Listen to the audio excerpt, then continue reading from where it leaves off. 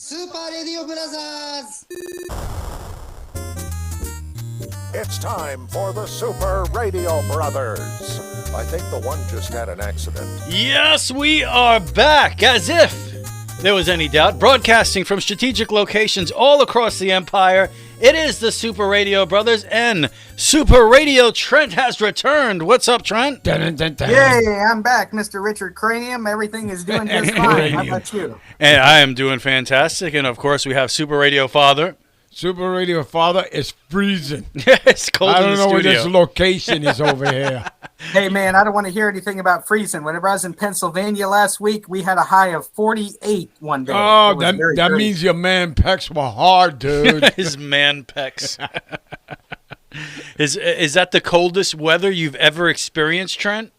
No, not really, because there was one time in St. Augustine, whenever I was at the School for the Deaf and Blind, we of course, the school is right there. Of course, RC3 knows where it's at because he went to the graduation. And Oh, yeah. So, nobody told me, man. You weren't invited? Yeah. Well, I don't know. Trent hasn't been on the show for 2 weeks because you didn't return his text. He was very upset with you. Exactly. I was like, I tried to text you, but no, So you've been lost in the sauce here. I don't Sauce know. Gardner? Yeah, Sauce Gardner. No. That's what they keep saying now every time he has great coverage on someone. Brother. I got something for you, brother. You're gonna be called Trent River. Trent River. Oh, that's his new name for you, Trent River. Yeah, Trent River. If you forget, a couple of weeks ago we had a story about a river named Trent that had a lot of shit in it. That's right. I'm not saying for me. I'm not saying your river is full of shit. But, we're riding the Trent River now this week. Oh, okay. Oh, okay. So, I'll take it. Oh, I know you'll buy that for $1, right? I'll take the Trent River. Where does it lead to? Where does the Trent River go? We'll talk about that later. Oh, the Trent River leads to paradise. Oh, there you go. It's okay. Yeah, because it always is a relief when you get rid of all that. It's tough climbing mountains down here, right? It's like, that was good. Right, Trent? It's tough climbing mountains down here. In Florida? Ain't no mountains down here. here. It's all flatlands in Florida, man. What are you talking swamps. about? Oh my God! That's why the ladder is bigger than the house. Anyway, but reluctantly, Trent has returned, even though you didn't return his text. So. Oh my God! I don't return anybody's text. He said that like he's proud of it, Trent. So yeah. He's like, I don't text. I don't text. Yeah, anybody. I'm holding whatever chest I have left out. Hey, he probably prefers the old-fashioned phone call. That's probably open the window and call me. That's the way to do it. Open the window. Yeah.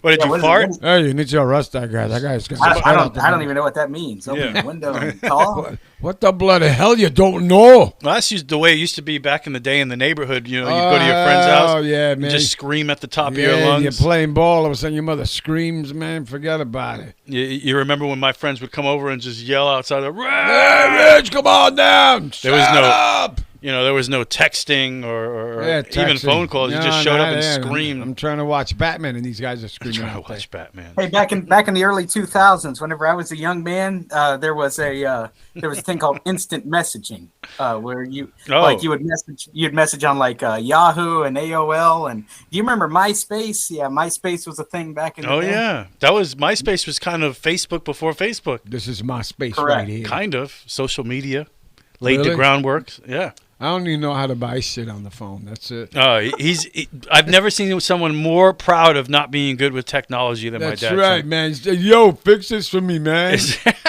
It's a badge of honor. I don't know what this is doing. What is this? I think this phone don't like me. Hey, I think RC3 knows how to fix things. That's for sure. Oh yeah, he goes. Me? No, I didn't fix anything. Rich was saying, "Yeah, wait a minute. That's the wrong Rich, dude." Yeah. Well, maybe I can work out some phone technology issues, but my dad's more of the handyman. He can come in. My phone's. I'll say, man, this shit don't work. I'll throw it away. So, oh my goodness. So yeah, welcome back. Trent went on a big trip. I'm sure we'll hear a little bit about that. Oh yeah. So where'd you go, couch man? Report. It was cold. Oh yeah. It was find cold. out in the couch report. We'll talk about that. Okay. Right now, our strategic location apparently is Antarctica. In Antarctica because I'm a freezing, man. It's freezing. You And he's got me wearing shorts. Trent, while we were sitting here waiting for you to start the show, he was literally sitting there doing yoga breaths. Deep breath. Trying to control his breathing. Help me. Help me. I was like, oh my God, are you okay? I don't know what to do here. I said, I don't know, man. Something's not right. It's cold. It's cold. Hey, newsflash, it's cold. No kidding, brother. Yeah. It's cold. I fall off the chair and I stay in seating position. You stay, what is that? Like seating position. Just the way I'm sitting now. Will that keep you warm? Keep me warm. I'll probably be frozen. Shit. Oh, my goodness. So there you go. Yeah, it's time. How about some news? What do you think? Yeah, why not? That's what we had some good stories last week. You were pretty excited about the poop art. Oh my God! You got to see this, man. I need one for I need one to put in my house, man. Would you put that in your house? On both sides of the house, and they look like pyramids. I'm afraid if I put a sculpture like that in front of my house, it would be an open invitation for everybody to let their dogs poop I will cut on my lawn. I will cut a hole, get in it, and cut a hole and stick my face out there. You would make it like a shed, That's like a little right. house. There's my shed. Hey, what's the matter? You don't like my shit? Huh? Well, here's a great headline for our first story. Stinks to high heaven. How about that? Oh my God, I know a couple of people like that. Go ahead. British Airways passenger poops on plane floor and delays a flight. And you were just on a flight, Trent. Can you imagine? Your flight is delayed because some dude just took a shit in the aisle? Yeah, I was on 2 flights in the last 10 days. Well, how big was it? Did anybody shit in the aisle? No, not that I'm aware of. Was your seat next to the bathroom and you had some horrible smells? No, when I book flights, I purposely sit as far from the bathroom as humanly possible. All right. Oh, okay. I never considered that one. So you didn't slip when you was walking here? No, What was that? No. What was that? What was that? Oh. A British Airways passenger took travel chaos to new heights when he defecated on the floor of the plane and smeared it into the seats, sickening travelers. This is my seat. Hey, let me tell you something, man. My flight home the other day was delayed, but not for that reason. Oh my God! So you had a pretty easy flight.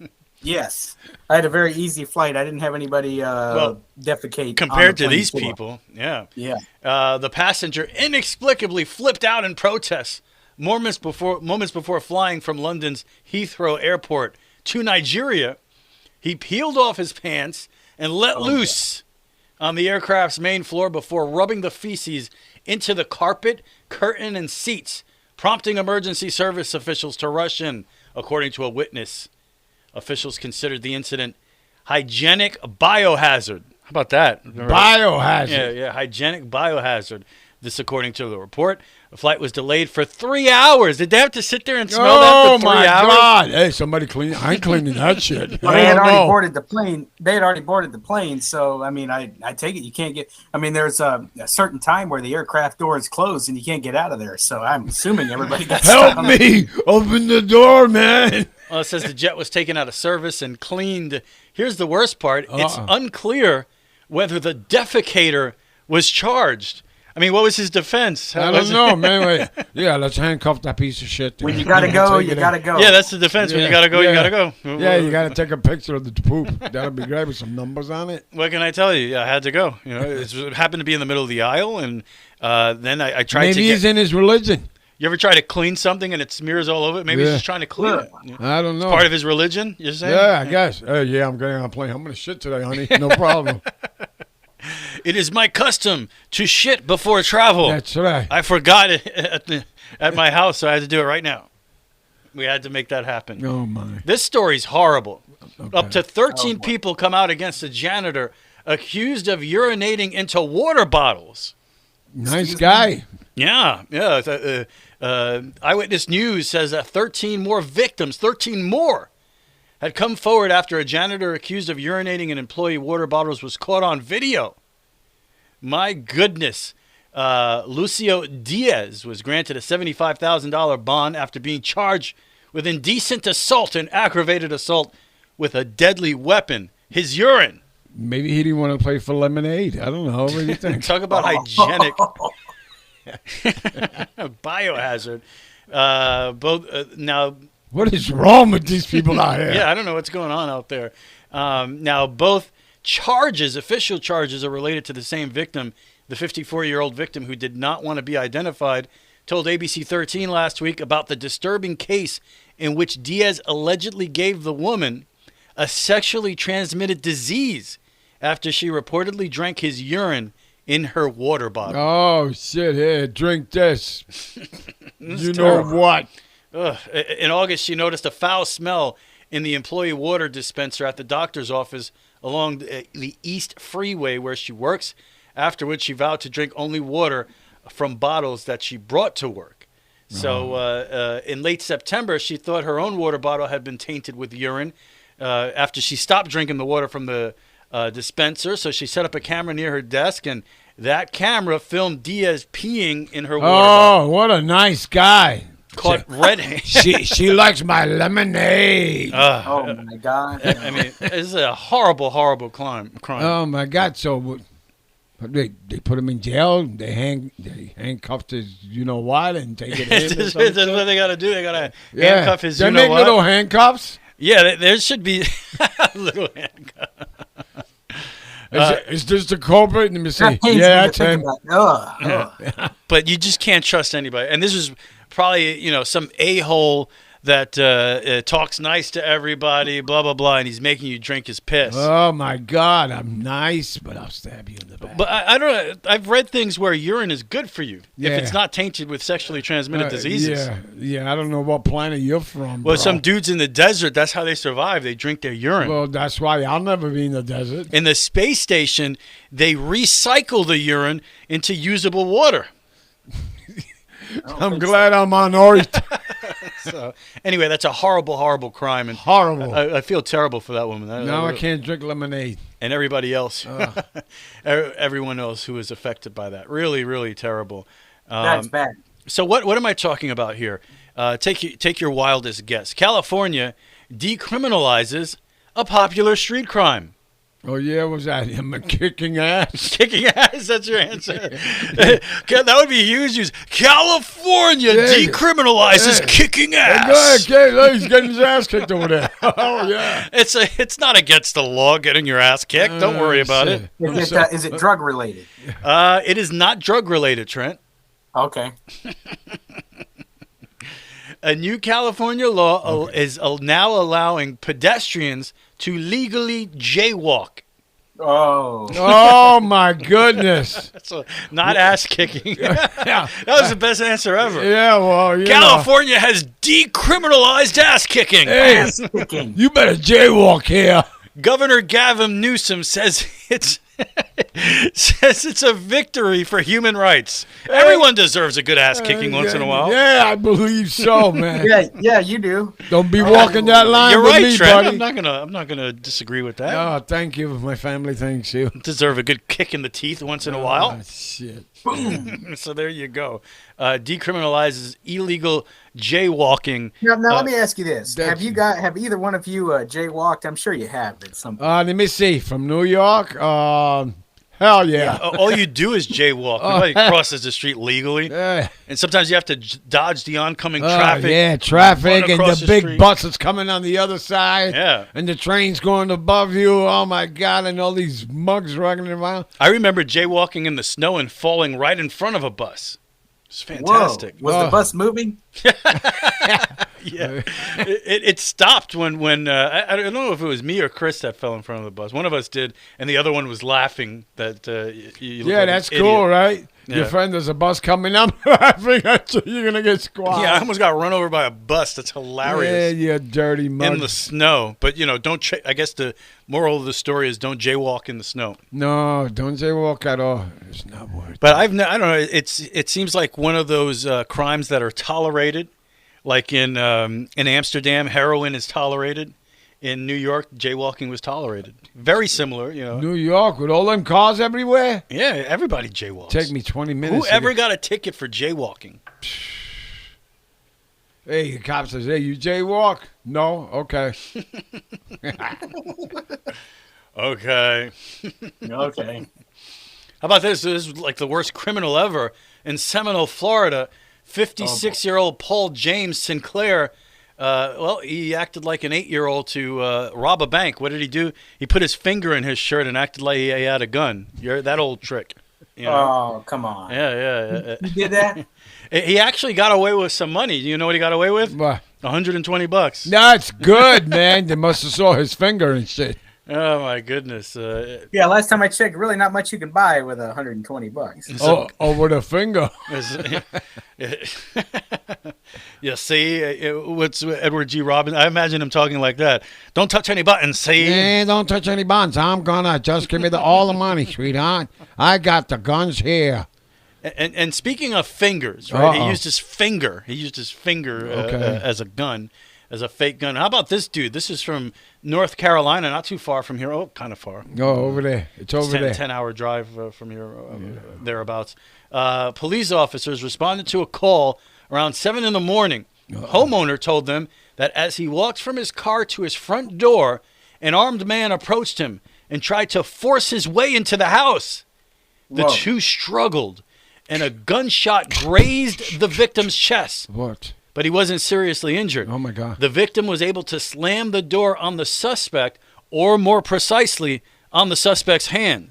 As investigators processed the scene, they found a glove with a severed finger inside. Why? Which finger was it? Which finger was it? It was a finger. I don't know which finger it was, but they used Was that it left-handed finger. or right-handed? I don't know. They used that finger Yeah. to identify Vernon Forrest Wilson. Oh, so I guess that finger pointed him out? This 67... That's right.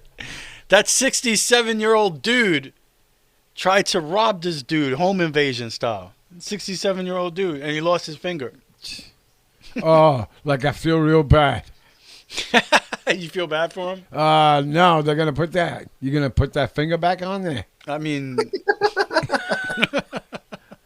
He was booked on multiple charges, by the way, and held on. Yeah, I'm going to pick my $250,000. nose with you the don't new finger. say. Yeah. Multiple charges? Yeah, I thought maybe they'd let him get away with it because he already lost a finger, and he's 67. But somebody's got to handle this. Losing the finger is the last thing they care about. That's right, man. I'll never pick my nose again with that one. Well, maybe you could, though. You just put it on a stick and use it to scratch your back. Oh, yeah, that's great, man. Things like that. Why not? My finger scratching my back. Yeah, why not? You think that's crazy? No. Pretty weird. Weird, man. Are you sure? Well, there's a job opportunity out there for you. I wanted to bring this up to you. Oh, okay, yeah. What's the racket here? Officials He's in going my to come out of retirement. Yeah. This is perfect for you too. It's so perfect. Officials in Miami Beach, Florida, are weighing their options for dealing with a serious problem, and you can help. Yeah. Invasive iguanas. The city has quadrupled its budget for iguana removal and paid a hunter to shoot and collect the pesky and destructive reptiles. City Commissioner Kristen Rosen Gonzalez suggested a bounty. This is a great idea. Yeah, Let's that's put a bounty. great. Yeah. And she said, I don't know, dead or alive. But if we pay per iguana, we're going to get more iguanas. So people are going to go out and hunt them for money, she said. And a committee has been formed. So you should just show up Miami Beach, dressed up. Yeah, I'm going to. Like Han Solo. I'm going to go down there. Go get some snakes here. No, you should show up dressed up like Boba Fett, Bubba Fett, yeah. The Mandalorian. I'm a bounty hunter from Star Wars. And snakes. Kill the iguanas. Why did it have to be snakes?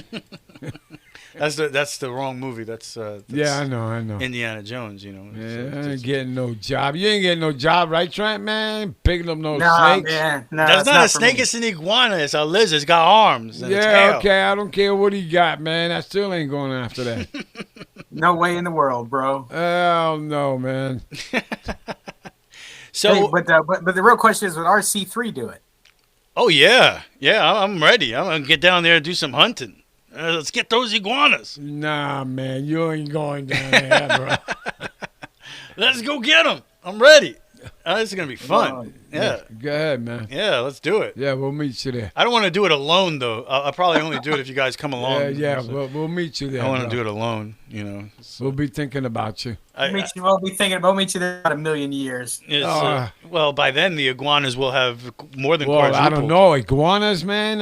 When we were in Honduras, in the restaurant in the jungles, mommy and me. Is this real? Were Yeah, you? no, this is real, man. When we went on the cruise. Oh, with okay. Kike. I was like, what? Yeah, so the delicacy was iguana, so they brought a piece to us on the table.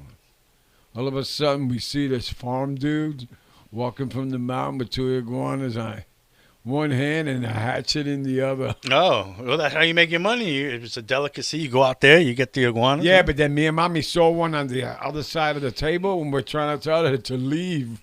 Run! Get out of Run! here! Don't you see what's going on? No, man. Then they chopped everything up. They said, "You want to try it?" I said, "Are you mad?"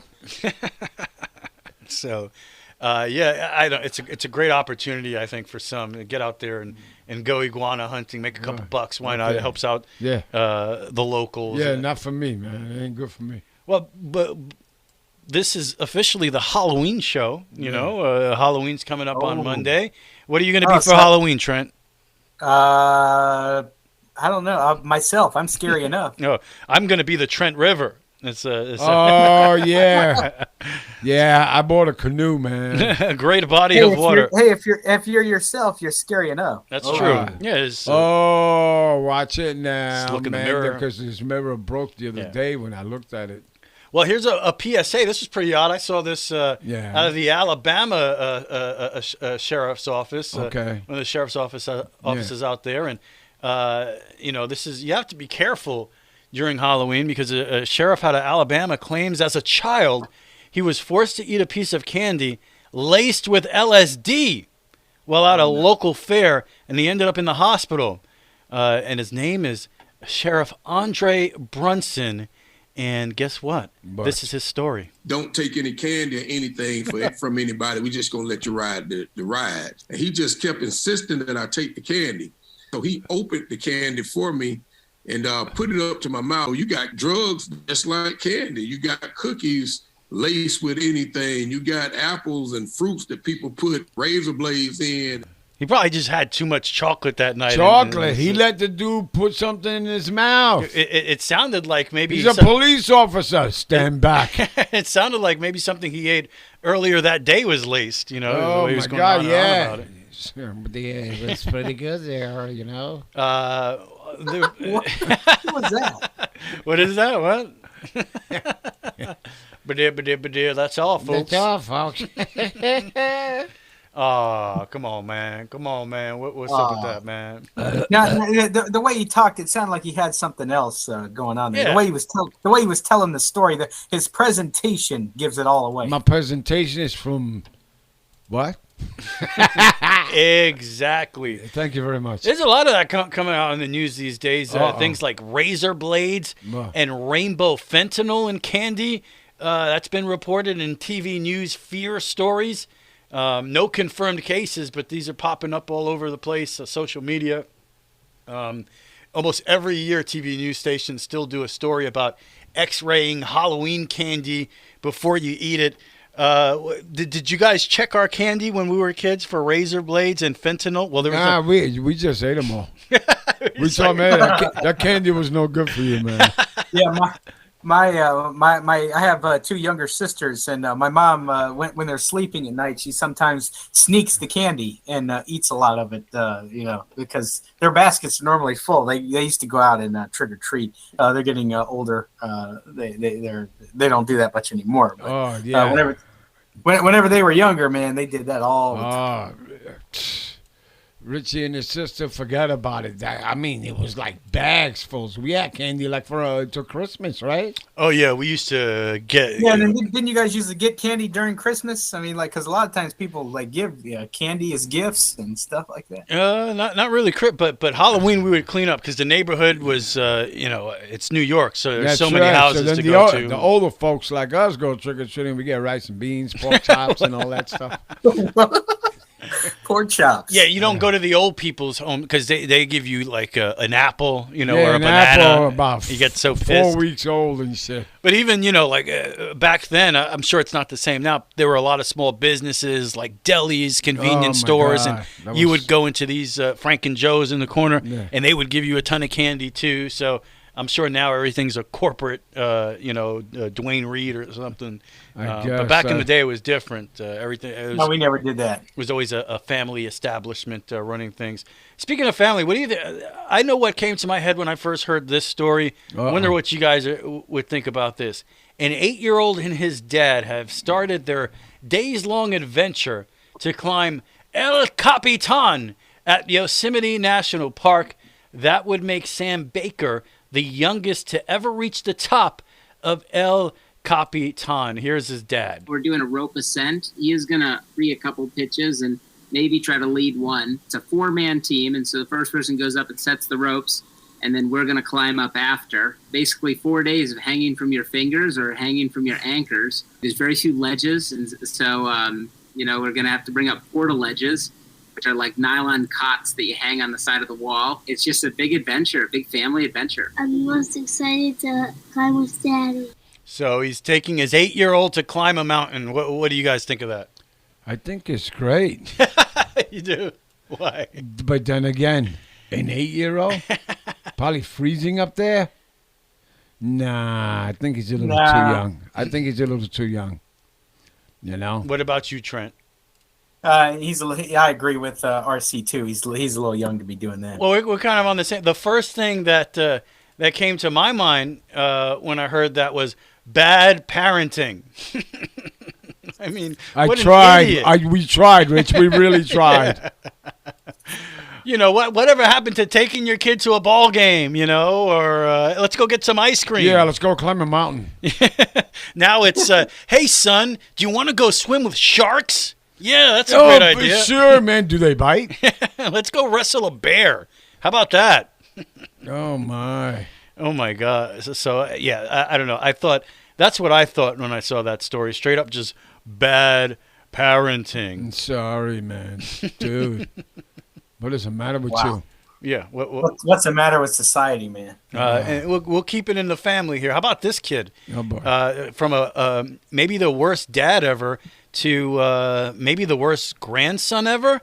A Florida middle school student has been accused of stealing around $13,500 in cash from her grandparents and then handing out the money to students at school. Oh, no. Really? This is Michelle Spalding, a parent of one of the kids that was offered money. She was like, yeah, Mom, the child did come up to me and asked me if I wanted $100. And she said, no, it's got to be stolen. I don't want nothing to do with it. I really hope it gets recovered because that's so devastating. I feel really bad for the family for sure. $13,000 in cash. I'll kill that kid. You kill that. I'll murder him. I'm going to get you. I'm going to burn your eyes, you mug. What's the matter with you? I mean, that kid must really not like her grandparents. I don't know. What did they do? They're old, man. Oh, my goodness. What did they do? All they did was give her advice. Maybe the kid needed friends. Yeah, I know, right?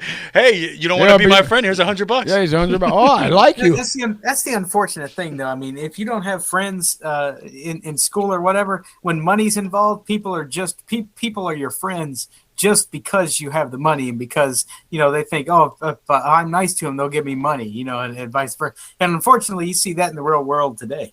I think I learned from a very wise person that sometimes the best friends you can have are the friends that money can buy.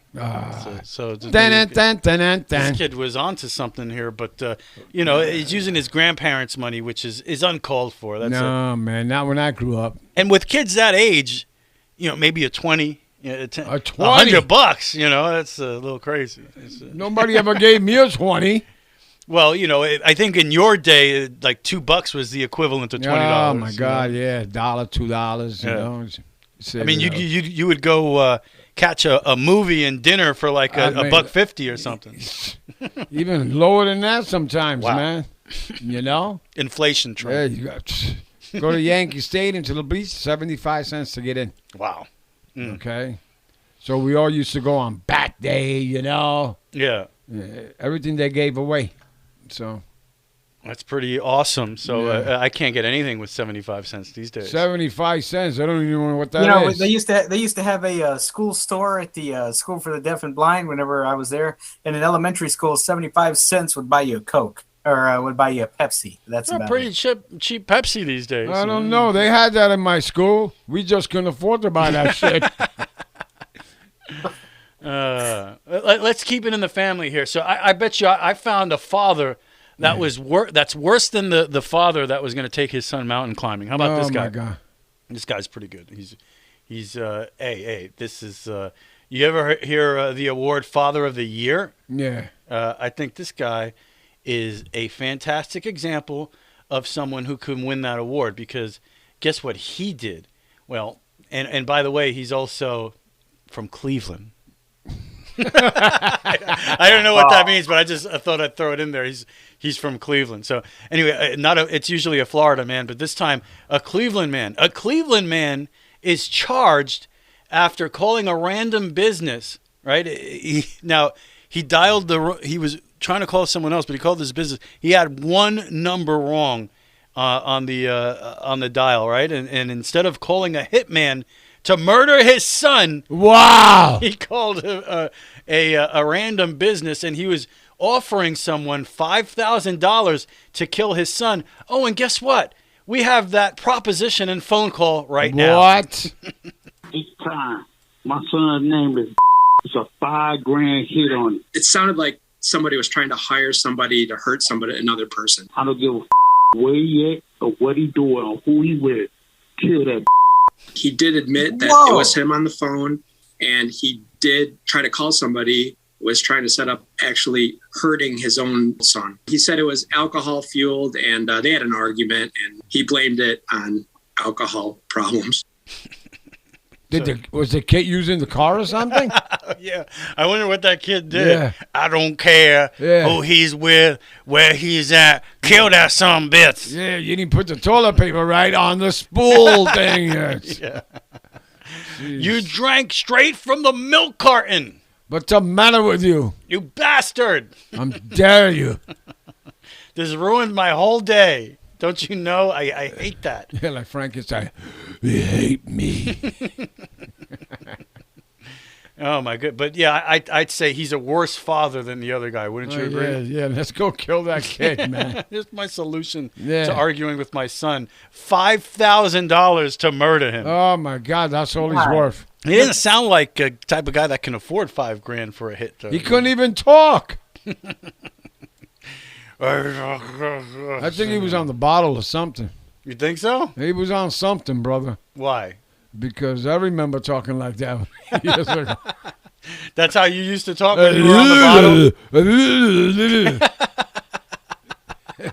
Cop said, you know how fast he was going? He said, okay, go ahead.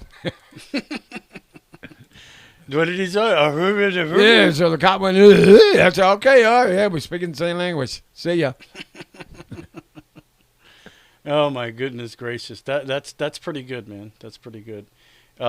Trent, at first, I really didn't understand what the guy was saying, but then, you kind of get the, wherever he is, kill that son of a bitch. That's all I could understand. Yeah, but then you also get thankfully wherever that audio came from, the guy's name was beeped out, so we had no idea what the kid's name was. Yeah, it was like my son beep. Oh, good. That protects the. Remember Unsolved Mysteries? Didn't they say the names have been changed to protect the identity? To protect the innocent. Yeah. Get out of here. That was Dragnet too. Oh yeah, that's what they said in Dragnet. Dragnut or Dragnet? Dragnet. I don't know. You ever heard of that show, Trent? Dragnet. Yeah. Dragnet. Or as my dad says, Dragnut. Dragnut. Yeah, Dragnut. I never saw Dragnut. I seen Dragnet. Dragnet. Nah, what? Dragnet. Nah, what? Like all year on the Yankees, Trent, I had to hear about the Yankee first baseman, Russo. And like his name is Rizzo, dude. Oh, I was saying Russo the whole summer. Oh, yeah. Nice. Russo hit that home run. I know a Russo, but his name is not Anthony. It's Christopher Mad Dog Russo. Oh, yeah. That's one of my favorites. Yeah, I'm sorry. That's one of my favorites right there. All right, a couple left. We're almost there. This was pretty wild. This is pretty cool. Well, this isn't cool. This is terrible. Ignore that I just said this is pretty cool, because this is bad, man. Like really, really bad. Because now we're gonna go to Massachusetts. Massachusetts. And this just proves there are crazy people all over the place, because this woman, is accused of releasing bees on police officers. Bees who were trying to serve an eviction notice. Her name is Susan Woods, and she was apparently a part of a protest and arrived towing a flatbed with multiple beehives and began opening the lids to attack the officers. And we actually have audio from the scene. Here it is. Oh, boy. Oh, no, not the bees! Not the bees! Ah! Oh, my eyes! My eyes!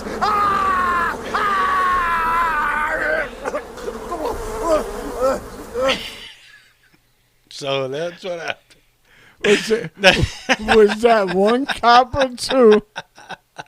No, I'm just kidding. That was actually Nicolas Cage from The Wicker Man. But Yeah, I remember the Wicker Man messed up what they did to him at the end, right? Goodness. But I'd imagine it sounded something like that. Oh, my. I think that was it. Did they arrest the bees? Yeah, little handcuffs like you said before. Yeah, right. How many handcuffs you got? I got a few. Jeez. Oh, my goodness. And here's something you can speak of. And finally on the news. Okay. And then it's time for sports and that whole debacle. But finally here on the news, I know that you've experienced this. Oh, boy. Where you have had a disagreement with a neighbor. What was your disagreement with your neighbor? Didn't you have that whole property line or something? Yeah, this genius saying that he was getting flooded because of my fence. Yeah. My fence has still 3 inches. Okay, so he's telling the city, everything's backing up, and it's because of this guy. So all the inspectors came out. They took the measurements. The subdivision angles down, so when the water comes through the swells, it keeps going into the little river over there. But genius here, he called everybody, the whole town, complaining about you. Oh my God, everything's my fault. I said, out of here, put the brakes on it. You better start hiding, man. Don't crowd me, man. I'm telling you. So inspectors, they gave him the schematics and everything, and he says, I don't believe you guys. This guy didn't believe the city. But, so sometimes neighbors can be like annoying, not neighborly. Maybe it's. Yeah. Let me tell you something too. I got a not a similar story, but my grandfather. He's a very even-tempered guy. RC3 has met him a couple times. He's pretty even tempered. Nice. It's okay. kind of calm. Laid back. But he decided apparently the neighbors there were a couple of neighbors that live across from him that didn't like each other. So he decided to get in the middle of it, just to egg it on, so to speak. Yeah. He thought he was a genius, but then it ended up backfiring. Oh boy. But he apparently one of these neighbors sold gave a chair to the other neighbor that they didn't like. They were just trying to get rid of this rocking chair. Yeah. So the neighbor, one neighbor's a couple, gave it to another couple, and so all of a sudden the other couple who got the chair, they had a garage sale. And the chair was in the person's garage sale, so they sold it, and so they ended up selling it. And all of a sudden, and then of course the other people across the street didn't know about it, but my grandfather had to point it out to him. Say, "Hey, man, so if you look over there, your chair is in that garage sale." And boy, they went and cussed him out, and oh man, it was a whole disagreement. It was wild. But these two sets of neighbors were not being very neighborly to each other. Oh, the Hatfields and the McCaws, huh? Well, how about this one? This one is in Florida, and this dude, he has a neighbor, an older lady, and for whatever reason, she was hell-bent on cutting down a large plant in his backyard. It just pissed her off that he has this large plant, I guess, in her backyard, and she's standing there holding a gardening tool in a very threatening way. And he was actually able to record the whole thing. So this is his neighbor. She wants to cut down his big plant in his backyard. You're trespassing. You're threatening me with a weapon, climbing a wall. Yeah, I have you on camera, and I have you. I'm not threatening you. I'm going to go over and cut that. Is this your plant? Is this your property? No, it's not. It would be against the law to climb that wall and to cut these plants. I'm going to cut it down. I'm about to blow up the damn place. Okay, now you're threatening to blow up the damn place? I'm calling the cops. How old is she? You son of a Oh! You too, Diane. Have a good day. I'm going to have my cameras set, so if anything happens, I'll know exactly who did it. You were nothing but rude and belligerent. Have a good day, ma'am. Oh, you son of a Ah! Thank you. That's some grandma, huh? I'm going to cut it down. I'm about to blow up the damn place. Okay. Whoa. She's going to blow up the damn place. Are you all right, grandma? She's serious about it. I've never heard a grandmother No, yell like that. hell no. Shut up. I'm going to blow you up, too. I mean, there must be some ugly plants, I don't know. Blowing up the damn place reminds me of something. What? I think the Yankees got to blow it up, man. I think it's time. Yankees? Wait a minute. I wiped my tears off days ago, dude.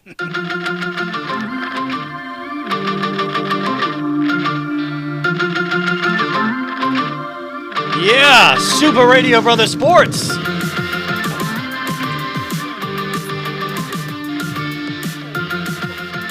A lot has happened in the 2 weeks since we last had Super Radio Trent on the show as far as the sports are concerned, including, Trent, before you take it away here, I did want to let you know that we actually have a sponsor for the sports segment now. Isn't that incredible?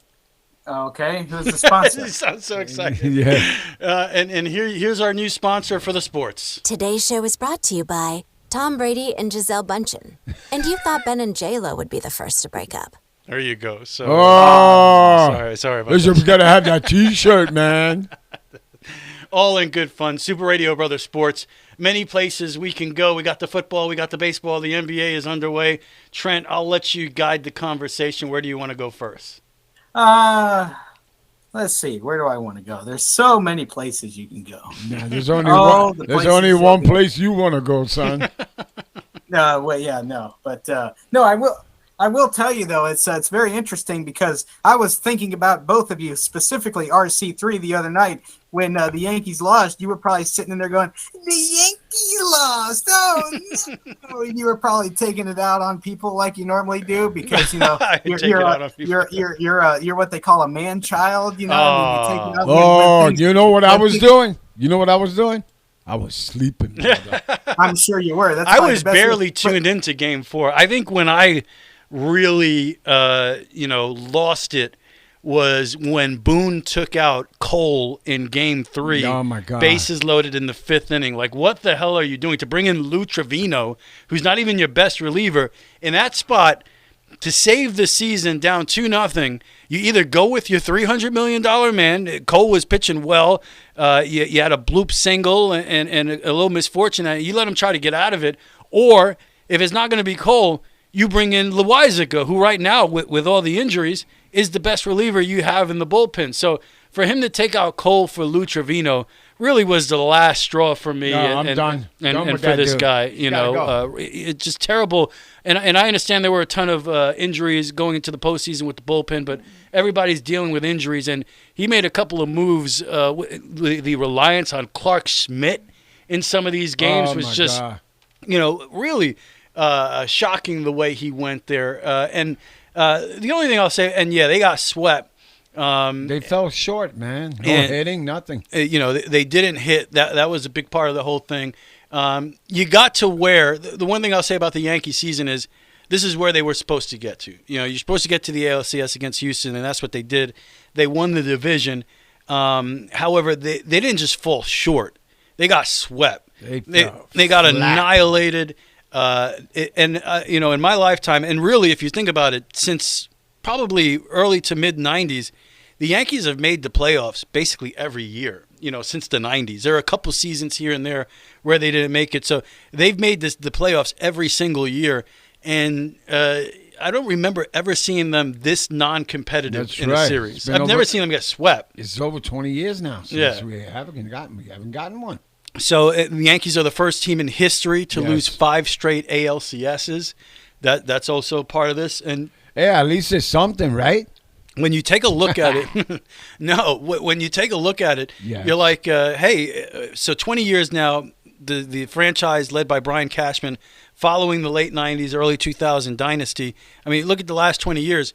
You have one championship, and they haven't been back to a World Series in 13 years. And everybody, they want to make excuses for Brian Cashman and say, well, the Yankees make the playoffs every year. That should be enough. The postseason is a crapshoot. Yeah. Well, all these, I could list 16 teams since 2009 that have gotten to the World Series, and the Yankees haven't. In 20 years, you would think that you would figure it out and get there at least once. And these are the Yankees with the resources that they're putting out there. Now, they don't have the highest payroll in the game anymore. That belongs to the likes of the Mets and the Dodgers, teams that actually care about winning.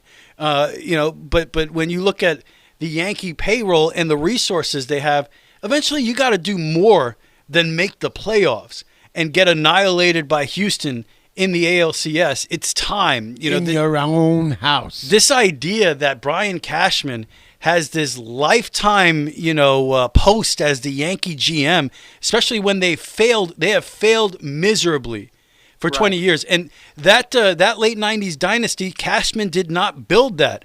That was Gene Stick Michael.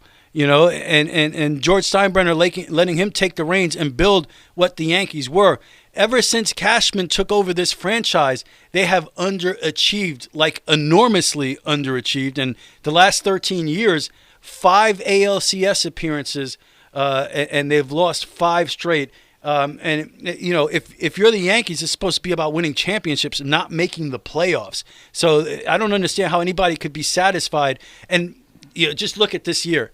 That trade for Josh Donaldson, all right, that was genius, to the Minnesota Twins. Meanwhile, you had a third baseman in Gio Urshela who's better than Donaldson, who's going to hit 260, 270, put the ball in play a Gold Glove caliber third base.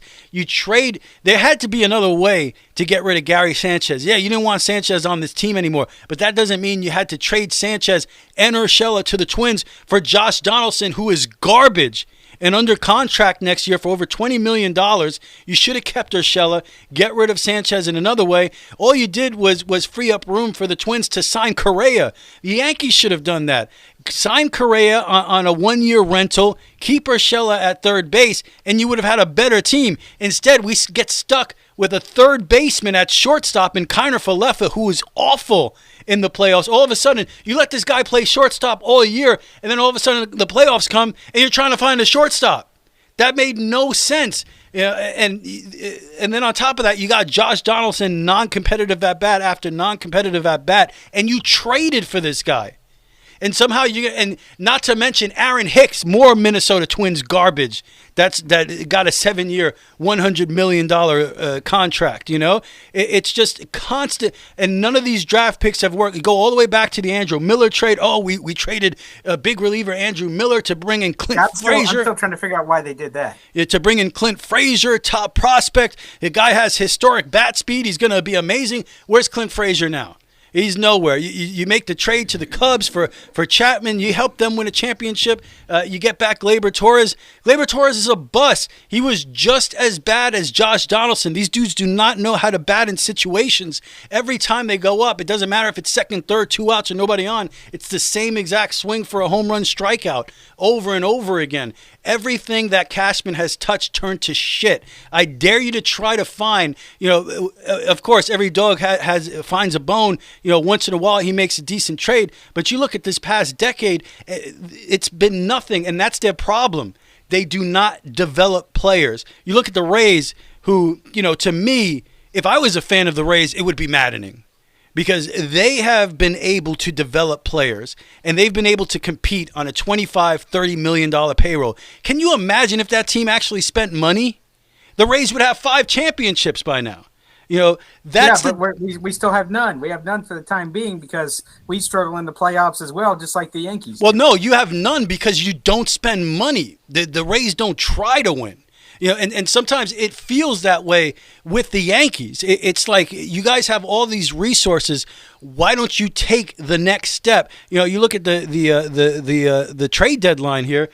You had Juan Soto and Castillo out there. That's right. You know, this Volpe, you didn't get Castillo would have made a difference. All right, you know, the guy's one of the best pitchers in baseball. You know, this Castillo, and you couldn't trade Volpe for him. This Volpe better be A-Rod, Correa, Jeter, all wrapped into one. You know, because keeping him may have cost you a championship this year. Go all the way back. Cashman wouldn't go after Verlander. That was the beginning of this. Back in 2017, trade deadline, Astros went all in. They got Verlander. I don't remember what crap Cashman went out there and got. It was garbage, though, because nobody remembers. And that was the turning point there, because Verlander, once again, became one of the great pitchers in baseball, and you have the Astros beating you 3 of the next 5 years with Verlander at the top of their rotation, and he should have been a Yankee. Who just hit that home run for the Phillies the other night?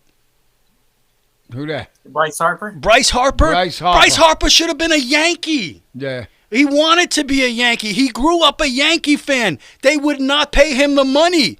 Bryce Harper was a much better fit on this team than Giancarlo Stanton. And and then you compound the mistake by going out there and making that garbage trade for Stanton, who's the same player as Judge. It gives you a redundant lineup. You have 2 huge right-handed hitters back-to-back that strike out a lot. Gee, thanks, Cashman. Meanwhile, you could have had Bryce Harper, a lefty bat like that in Yankee Stadium who's clutch and wants to be a Yankee, and they didn't make that happen. I am tired of this regime and them not even trying to win. It's garbage already. They always go bargain basement bin, and bring in this garbage. That's why we got stuck with Josh Donaldson this year. That's why we got stuck with Giancarlo Stanton when we should have had Bryce Harper, and we should have had Verlander back in 2017. And that's where the timelines separate, right? We talk about the multiverse and all these things. If the Yankees do what they should have done and brought Verlander in 2017, everything probably would have been different. But the Yankees just don't go for it anymore. And I don't know if you could lay that at Cashman's. This was a great example this year because you had that great start to the year. You had all the injuries that were screaming, you need to do something. And they let Castillo and Soto just go. Don't even go for it. And we get stuck with what? All right, you got Benintendi. But then he got hurt, and then you got that garbage pitcher Munoz, right? Benintendi has not been able to stay healthy for a full season in quite some time. Even when he was with Boston, he wouldn't be able. He had injuries, so Cashman should have known that the guy was injury prone from the get go anyway. And then you get stuck with the guy from Seattle instead of Castillo, who they brought in to give up another. There goes another home run. The Astros are hitting off of your crappy pitching staff. So anyway, sometimes you just need a change. And in 20 years, all right, just go back 20 years, 1 World Series appearance for this team that has all these resources. And you can go down the line, including the Rays, the Mets, the Braves. You look at the World Series the last 13 years. All the teams that have gotten to a World Series and the Yankees have not. Everybody gets fired. It ends. It's over. How is Cashman still GM of this team? They've won 1 championship in 20 years. It's the freaking Yankees. It's garbage. Okay, I'm done. Sorry. I think they like him. Hey, that was awesome. There you go. That was a rant that I hadn't heard in a long time. You're all right there, man? Yes. Yeah. It's just. Should I get the defibrillator? Anyway, that's how I really feel about the Yankees once back again. Away from RC3. Oh, boy. I can tell you how I feel, but don't close the radio station. Oh, you want to drop some F-bombs now? Oh, hell yeah, but it's all right. I don't care. No problem. It's time to move on. Turn the page, Yeah. Next victim. Next major disappointment. That's right. No, like the Giants and the New York Jets. Oh, yeah. What? All right. Well, there you go, Trent. That was my Yankee eulogy. Oh, Hey, you know what? I was waiting for that. That was the highlight of the show this week. Was Yeah, right, man. You look like you're sweating, dude. Who, me? Yeah. Look at you. I'm heated. He's heated. There's steam coming out of the ears. Oh my God, he's like that fireman and shit. I wish the Yankees. I wish they would listen to me. There's so many things they could. You know what? For once, make us happy. Go out there, grab Don Mattingly, and make Jeter GM. Do something. How about that? Do That's something. right. Yeah. You know, It's funny that Mattingly. And to see, oh shoot, I just knocked over something. Oh, be careful. Be careful. No, don't me that. Just wet my leg, dude. What? You look at this. I mean, we're talking about and one more thing for the Yankees before I move to my disappointment, which is the sorry Tampa Bay Buccaneers. The New York Yankees right now. I mean, we were talking at the beginning of the season. They were off to this historically good start, and they were. Because I thought, oh man, they had the Division I, they had, of course, then they kind of cooled off a little bit, which was to be expected. The Yankees were winning pretty much every game. I mean, they would only lose, one game in 2 weeks, it felt like, at the beginning of the season. But the unfortunate thing is they couldn't turn it into a World Series, and RC3 was heard saying on this show that if they don't turn this into a championship, then the historically good start means nothing. I'm assuming you still feel this way, right? Of course, every year without it, like I've said over and over again, every year without a championship is a massive failure for this team. And I've been saying it all along as well. I said I did not think that the Yankees were good enough to win a championship this year because of the trade deadline there and the injuries. Let's face it, they lost half their bullpen, and you go into the playoffs without DJ LeMahieu, who's a huge part of the lineup, leadoff hitter. They couldn't find a leadoff hitter to replace him. Your big trade deadline acquisition, and Benintendi. And Chapman went blank. Between Chapman and King, all the bullpen arms. Oh, my God, that they lost. horrible. But, you knew with the injuries and with the lineup what it was without LeMahieu and without Benintendi, they were going to have a tough time. And then the fact that Donaldson was complete garbage. Thanks, Cashman. And you go out and you sign a third baseman to play shortstop, and then by the time you get to the playoffs, oh shocker, you don't have a shortstop, and you can't blame that on injuries. That's solely on the shoulders of Brian Cashman, who brought Isaiah Kiner-Falefa, a third baseman, in to play shortstop, and he couldn't play shortstop. And he still has a job. Well, we'll see. We'll see. Cashman has no contract, which makes it even worse if they give him a new contract off this garbage. No, but this guy better not give him a new contract. So, boy, if Georgia was still alive, huh? No, all those guys would have been gone. You just want, they're just not. There was a time, and you can lament this if you're a Yankee fan and you grew up in the '90s, into the late '90s, when the team was this incredible dynasty, and you had 98, 125 and 50, 4 championships in 5 years, where you felt like the franchise would do anything, absolutely anything to win. They would do anything. If this was the 90s, Soto and Castillo would have been a Yankee at the trade deadline. Yeah, but now we live in a world where the Dodgers are the Yankees, and Houston, they're the Yankees. They're the ones that make the moves in the trades. They're the ones that develop players. Who you going for in the World Series? You got to go Philly all the way, man. Oh, I'm going Philly too, man. I love their cheesesteaks. But it does hurt seeing Bryce Harper hit a big home run like that, and the player he is. I was happy for him because he was hurt. He should be a Yankee, and that's Cashman's. Coulda, woulda, shoulda. So forget about it. It's time to move on, man. Well, turn that page. Over. And that's right. It's time to move on from Cashman and from Boone, and they need to blow it up. I think at this point it's a large sample size. It's 5 years, and we haven't even brought up the big part of that, which is Aaron Judge and the contract that he's going to be looking forward. One of my friends says he's going to be a San Francisco Giant. And that's hey, that's true for Yankee fans. Aaron Judge could have played his last game as a New York Yankee. He's going on 30-31. There are teams that would die for him in a heartbeat. And he was terrible in the playoffs. Oh, he was bad. He was so bad. So we'll see what happens. Do you think he let off the gas a little bit after he hit that 60-second home run? I think it probably exhausted him. I think, but you just can't you can't blame it on that. You know, you got to come out, and he was having terrible at bats. He had a season where he wasn't chasing pitches, and all of a sudden he's chasing outside sliders and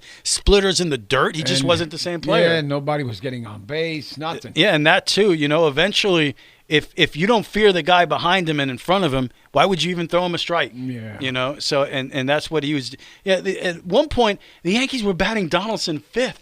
And the guy, he swings through every pitch. He's terrible, you know. And it's just, I can't even think about it anymore. Flawed roster put together by Cashman once again. A lot of garbage. And what you saw in the playoffs too, let's not forget, it's the same recipe. The Yankees always dominate the AL Central. It seems like it doesn't matter who comes out of the AL Central. The Minnesota Twins, the Cleveland Guardians, Yankees are going to beat them, get to the ALCS, and lose to Houston. That's been the recipe. Well, that's their. I told you from the get-go. I told you that the playoffs were going through. They were going through Houston, the American League. Well, everybody knew that 106 wins. They're the class of the league, and they've been the best team 6 straight years in the ALCS. And by the way, everybody wants to talk about how great Houston is. That 6 straight years to the ALCS, you've won 1 championship, and you had to cheat for that. It's a garbage franchise too. They've had a lot of good fortune. They've made everything's big in Texas, man. But you know what? That's a horrible failure. You're going to talk about going to 6 straight American League champion. Well, we'll see what happens this year. But before this year, 5 straight American League championship series, and you only won 1 championship, and you cheated for that one. You're a bunch of failures as well. So you've been better than the Yankees, but let's not act like this is some historic great run from the Astros either. This is kind of like a Buffalo Bills type of run, losing 4 straight Super Bowls, because the Astros haven't been very successful once they get past this point. And they've lost a couple of ALCSs. I don't think they're going to win this either. I hope not. I hope not too, man. I hope not. We'll see. They do have some incredible pitching. And don't forget either, they're undefeated in this postseason as well. I was watching the Phillies. I didn't watch them a lot, but I see them in the playoffs. Hey, the Phillies got pitching too. They can hit, man. And they can hit, and they got some guys with attitude in Harper and Schwarber, and Wheeler is one of the top pitchers in the game right now. There's a great thing Mets want to hear as well. Zach Wheeler, former Met, now doing it for the Phillies. But it's all right, man. Get the violin out. Anyway, there you go. That's the story. That's the baseball story. Okay, you all right now? I feel better. That's awesome. You let it out, bro. Huh? I feel better. Yeah. Come on, where's the bus, man? Let's ride that bus. I feel so good. All right. We went too long on baseball. What else you got? Yeah, what's the matter with you? Let me tell you something, man. We got the Tampa Bay Buccaneers, and boy, they are in shambles, to say the least, okay? Yeah. Let me just talk about that real quick. The Buccaneers, okay? I told you, after the Kansas City game, I said the schedule lightens up a little bit because they play the Atlanta Falcons. Yeah. Yes, they beat Atlanta, but you know what? It wasn't a good game. I mean, they beat them, but it wasn't a great game. I mean, they scored 21 points, but they weren't good. It was 21-15 in that game against the Atlanta Falcons. Then you go to Pittsburgh, and you lose to a rookie quarterback. And I'm not faulting the rookie quarterback. I'm proud of look, Kenny Pickett is something, he could be something in this league. He really could. But I mean, then you had Mitch Trubisky, who's been a backup and everything, and the Bucs underperform against the Pittsburgh Steelers, and then you get absolutely dominated by the Carolina Panthers. Are you kidding me? Yeah. You only scored 3. Let's look at the point breakdown, okay? In the last 3 games, they scored 21 against the Falcons. Then they've scored 18 against the Pittsburgh Steelers, who give up over 30 points a game before the Tampa Bay Buccaneers came in to play them. And then they give up. And then they play one of the worst teams in the National Football League at 1-5, the Carolina Panthers, and you only score 3 points. You don't even get in the end zone. That's pathetic offensively. And it's not. Look, Tom Brady's dealing with a lot, but Byron, he's going through a lot of stuff. Yeah. But I have to tell you, it's more than just Tom Brady. Is Brady to blame? Absolutely. And let me touch on something. This is a little disjointed, but while we're talking about Brady, let me touch on his attitude for a second. And he crossed the line in Pittsburgh back in October on whatever day that was, 15th, 16th. they all run together at this point. But anyway, the Steelers, after that game, Tom Brady was heard, cursing out his offensive line. He was heard yelling, and he posted a video saying something to the effect of, I didn't get divorced to lose to a rookie quarterback, so to speak. I mean, come on, dude. I understand that you've been in the league for 20 years, and I understand you got a lot going on. I mean, it's just natural human reaction to kind of deal with the stuff that you have going on off the field, because unfortunately, that's just the way the mind works. I mean, stuff that you're dealing with at home can creep into your mind whenever you're at your workplace. I mean, I understand that happens from time to time, but he has to do a better job of controlling that. I mean, that's flat out disrespectful. That's flat out just uncalled for him to, scream at his offensive line and to cuss. And I understand he was mad. I understand he's in unfamiliar territory, but that is as unprofessional as you can get for a guy who has won 7 championships in the National Football League, and Tom Brady. I'm sorry, but I'm criticizing. I'm very critical of Tom Brady right now for the way he handled that. That's very childish behavior, in my opinion. TB12. Oh, it's like wearing a pajama with a pacifier. Well, right? He had the meltdown yelling at the offensive lineman, and it's like, dude, you can do that when you're playing well, but he's playing like shit too. Oh, yeah. You sit there and you listen to this guy screaming in your face, and he's not playing any good, and you're going out there and you're losing to the Carolina Panthers and Phillip Walker at quarterback, not even Baker Mayfield. You can't even score a touchdown. You got Evans dropping that pass over. And when you make plays like that and you don't recover from them, I look at 2 things. One, of course, Brady's not playing well. You got a 45-year-old quarterback who's, we knew it from the beginning of the season. Hart was never into it, doesn't show up. Now, which I hear is a normal thing, but he's not showing up on Wednesdays, doesn't show up for the preseason, and you expect everything to takes 10 days off during the preseason. Yeah, you expect everything to work out. But even worse than that, you don't have a leader. Todd Bowles is horrible. Oh my God. And everybody wanted to talk about, he was on the Jets, so the Jets suck. He's got a much better roster to work with now. Yeah. And now I admit to you, I was one of those people coming into the beginning of the season. I said, let's give Todd Bowles a chance with Tom Brady, with the GOAT. Is it working? Absolutely not. It's a disaster. What's he going? His face looked like he has smiling all the time. I've never seen a face that face like is driving you crazy. I hear it in his voice too. He's so relaxed. He's too relaxed, in my opinion, during his press conferences. Oh yeah. He's like he was asked about something today. We're recording this on a Tuesday. He addressed the media Monday. And I legit, there was some question. He was like, well, we'll get it all figured out. We got 10 games left. Are you serious? And then to come out a couple weeks ago saying, I don't change the schemes of anything in our defense. He's also the defensive coordinator on the team. So he's like, we don't change the defensive schemes. We use the same scheme for the entire game. You're not making adjustments. Teams make adjustments when something isn't working offensively, or when good teams, at least, when a good team's secondary is being attacked, normally at halftime or even during the game, they make adjustments. They get more elite guys covering a receiver that's really dominating a team's defense or a team's secondary. Does Todd Bowles do that? Absolutely not.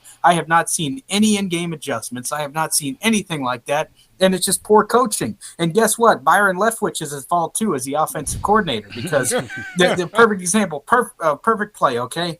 I am sick and tired of the Buccaneers on first down giving the ball to Leonard Fournette and running it up the middle. That's every team. If teams watch film, they know that they're going to do that. They know that the Bucs are going to run it up the middle on first down.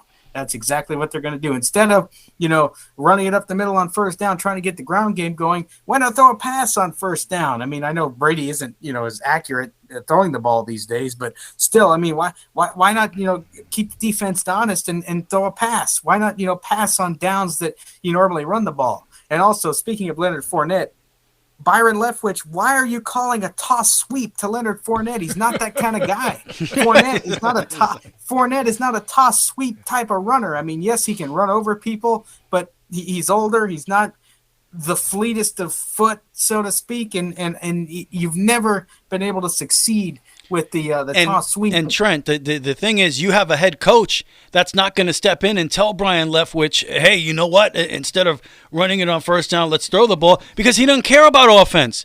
He has nothing to do, and that was the big problem with the Jets. As you said, would never make halftime adjustments. That was a problem. And on top of that, would just ignore the offensive side of the ball and had nothing to do with it. He's just not a leader. To be an effective head coach, you need to have complete control of your entire football team, not just the defense. And watching the experts now on TV, they're making the same excuses for this guy again. Well, the Buccaneers don't quite have the roster that they had last. That's not what you were saying before the season started. Right, sure. Before the season started, you said the Jets roster sucked. Now he's going to do good. Now he's not doing good. Now the Buccaneers roster sucks too. Everybody makes excuses for this guy. He's a terrible head coach. Really good defensive coordinator, a terrible head coach. But that being said, you look at the NFC, the Giants. We live in a world where the Giants are 6-1 and the Jets are 5-2. Unbelievable.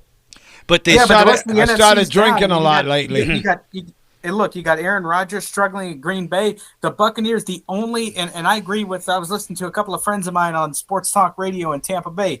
The Buccaneers' only saving grace right now is the fact that they are in a division where everyone is under 500 and the division is wide open. It's hard to believe that the Buccaneers are tied for first place right now at 3-4, soon to be 3-5 when they play Baltimore on Thursday. They're going to make the playoffs. Let me tell you something, Trent. You wasn't here last week, okay? One of my friends, his name is Jimmy Contrada, but you know this. Okay. He went to England to see the Green Bay Packers play the New York Giants. Didn't happen. So then he tells me, I'm going to Green Bay to go see Green Bay play the New York Jets. Oh, no. With the other guy, with another friend of mine. And he goes, that is the worst freaking game I ever seen. 2 New York back-to-back. Then you had a guy behind me calling play-by-play. And guess what? It's not going to get any easier for the Green Bay Packers. Oh, my God. They play the Buffalo Bills on Sunday night. I the know, best teams and in the league. I think I picked the Bills. Oh. Yeah, well, but I'm saying, though, yes, I understand. And RC3 and I were talking about this at the beginning of the week. Yeah. The Buccaneers, I mean, I said I made the prediction after they played the Kansas City Chiefs, and, of course, that was a debacle of a game. The Bucs made a valiant effort to come back in that game, but Patrick Mahomes and too much were just too much for that defense to handle. But anyway, look, you were thinking this gave these last 3 games, the Buccaneers had the opportunity to get well. They had the chance to get back on track after losing 2 tough games, one to Green Bay, which they should have won, and one from Kansas City, which if they would have played cleaner football, they could have won that game, but guess what? They didn't. And the Buccaneers, look, they didn't do it. They underperformed. They played down to their competition, and now that's why we're talking about for the first time in a few years. I think that coach is bringing Brady down. He's making him look bad. After Brady was such a good quarterback. I think it's a combination of a couple things. I think Brady is making himself look bad by the way he's playing and by the way he's handling. You know what? Then look, the off the field stuff. I get it, but you got to learn how to put that stuff away while you're on the field. You have to zone into the football game. And I will tell you though, a positive, a game, a play that could have changed the entire trajectory of that Carolina game. Rich, did you see that bomb that Tom Brady threw to Mike Evans? He couldn't have dropped it any better in between the 1 and the 3. But guess what? Mike Evans did drop it. That was an easy touchdown. Oh, yeah. That could have changed the trajectory of the game. That was early in the game. They were losing 3-0 at that point. And, he drops it. But, to not recover from that, mount no offense after that was. I tell you, I'm sorry. Brady and Rodgers look old. Man. Yeah, they look. They can't get out of their own way, man. And it's a different game now. In Tampa Bay's offensive line is pretty mixed right now, isn't it? Well, they're not playing well, but also, you live in it's a new look offensive line. They got Luke Gedeke, who played left guard or who played right tackle or right guard at Central Michigan, and then all of a sudden he has a huge jump to the National Football League. I mean, look, it's comparing apples to oranges. Playing right guard in the at Central Michigan is multiplied tenfold by playing left guard in the National Football League. His quarterback, I mean, it's what really makes me mad is they have another guy named Nick Leverett who's a little bit better than Luke Gedeke, and according to Todd Bowles, the so-called quote-unquote genius that he is, so to speak, he's not. That's why I'm using it in quotes. Nick Leverett and Luke Gedeke split the most of the snaps in Sunday's game against the Carolina Panthers. And whenever Leverett was in there, Brady was upright. But whenever Gedeke was in there, he was sacked. The next thing you know, Gedeke is a little bit dinged up. He's kind of hurt. But I did hear in the press conference on Monday, Todd Bowles was asked, okay, well, who are you going to start at left guard? Are you going to keep Gedeke in there? Or are you going to start Nick Leverett? Nick Leverett showed, but guess what? Bowles says, oh, we're committed to Luke Gedeke. Okay, well, you're lucky that Tom Brady isn't hurt right now with the guy who's at left guard. Very, very, very inexperienced guy, and he's not ready yet. I'm sorry. I hate to say it, but he's not. Well, and if you had a quarterback that could maybe extend plays, get outside the pocket, which is what most teams are looking for these days, someone with some athletic ability at the position. Guys like Brady are kind of a dinosaur. Yeah, that coach should be doing something to protect that guy. Yeah, there's no Todd Bowles. You got to do trick plays. This was never going to work. Brady should have stayed retired and deal with his family shit. This was just to get away from his family. Right. He showed early on that he was never really into it. And then on top of it, to make it all 10 times worse, you made Todd Bowles, one of the worst head coaches in the past 10 years, your head coach. This was just never going to work out. That being said, the NFC is extremely weak, and they'll probably make the playoffs. And the Giants are 6-1. Talk about your Giants real quick. Oh, my God. How you feeling? How I feel? If I was in the TV, I'd be playing football with these boys. I'm telling you right now. You're that pumped up? You want to get out there and play football? It's been it took them half a season, maybe more last year to get 4 wins. We got 6 now. That's unbelievable. Daniel Jones, I'm still trying to put that under my breath, but he's doing okay. He runs and everything. I think they both had over 100 yards. Yeah, he had 100 yards rushing, Daniel Jones. And so Barkley is running these boys over. Yeah, he's finally healthy this year, and he's having a big year. Defense, I don't know if it is ranked. I think it's probably ranked. It's one of the top defenses in the league. Yeah, well, I know the Jets are like number 5 or something. Yeah, the Jets are right up there as well. Jets have a ton of defensive talent. So it's a New York state of mind. I'm surprised nobody's picked up the New York Jets in my fantasy league. I might have to. Yeah, the Jets defense is pretty. And I knew, the past couple of weeks, I got a little nervous when Russell Wilson wasn't playing because I thought maybe that would provide a spark for the Broncos in this game. The way this defense plays, I'm talking about the Jets, older quarterback with no receivers and a dysfunctional offense. This Jets defense eats that up, and they did it again on Sunday. They beat the Broncos 16-9. But, leave it to the Jets to go 5-2, 4 wins all of last year, go 5-2, and just have a devastating Monday. You can't even enjoy the fact that you're 5-2 and you won that game because the guy who has been your offense, especially the last 3 weeks, Zach Wilson has done nothing. He was pretty terrible in that game on Sunday. And because of that, you haven't heard much from Garrett Wilson on the outside. He was making so many plays early on in the season. Your offense was the phenom Breece Hall, who was looking like the best running back in football. I mean, his 70-yard touchdown run on Sunday, he was clocked in at 21 miles an hour, the fastest anyone has run with a football this year. And he was doing everything. He was hitting the holes hard, running super fast, the cuts, running people over, whatever you wanted.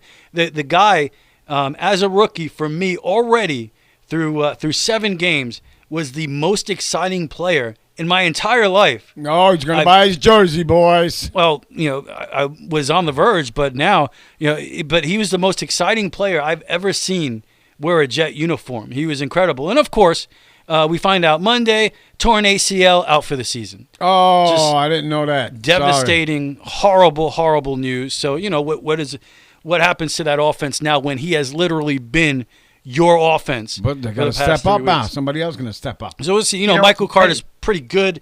They already have. Did you see that Giants hold inside the 1 with no seconds left? No.